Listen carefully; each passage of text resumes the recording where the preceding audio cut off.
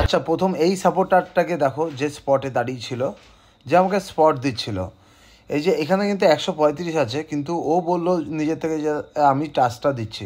তো আমি বিশ্বাস করে বসলাম এবং তাকে ডাকলাম, কিন্তু ও কিন্তু জাস্ট ধরে আছে। দেখতেই পাচ্ছ তোমরা, ভিডিওটা আরেকবার দেখাচ্ছি তোমাদেরকে।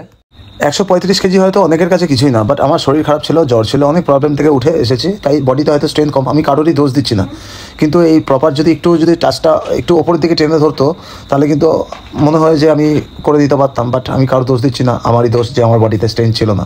তো যাই হোক, কেউ স্কিপ করবে না। পরের ভিডিওতে কী করে পড়ে গেলাম, আরেকটা সাপোর্টার আসছে, ওয়েট, সেও সাপোর্ট দিয়েছে, কিন্তু আমি উঠতে পারিনি প্রপারভাবে। স্কোয়াটের ওয়েটটা তখন রয়েছে 120। এইটাতেও আমি প্রপারভাবে স্কোয়াটটা করতে পারলাম। তোমরা ভিডিওটা দেখলে বুঝতেই পারবে।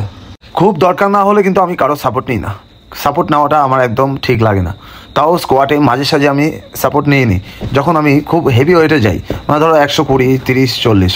তো আজকে যেমন এতদিন আমার বডিতে একদম স্ট্রেংথ ছিল না, তো আজকে আমার প্রথম থেকেই ভেবেছিলাম যে হেভি মারবো। হেভি বলতে আমার 120 আছে, এখনও অতটা সাপোর্ট লাগেনি। দেখো নর্মালভাবে সাপোর্ট দিচ্ছে এবং আমি মারতে পারছি কিন্তু প্রপারভাবে।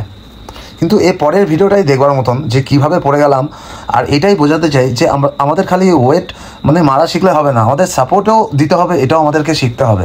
না হলে কিন্তু আমাদের যে করছে ওয়ার্কআউট তার অনেক প্রবলেম হয়ে যেতে পারে বা তার লেগে যেতে পারে। তো এই দিকে ধ্যান দিতে হবে। আমাদের একটাই কাজ করতে হবে, আমরা যেমন কাউকে টাচ দেওয়ার জন্য ডাকছি, সে তো প্রপার টাচ দিচ্ছে, বাট আমাদেরকেও টাচ দেওয়াটা শিখতে হবে, সেটা যাতে মাথায় থাকে। এবার ফিরে আসলাম আসল ভিডিওটা, দেখো কি করে পড়ে গেছে।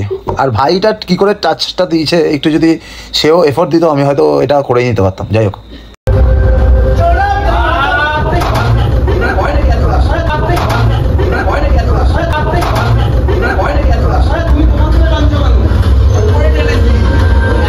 এতেও শেষ না, লাস্টে কিন্তু আরেকটা সাপোর্টার এসছে।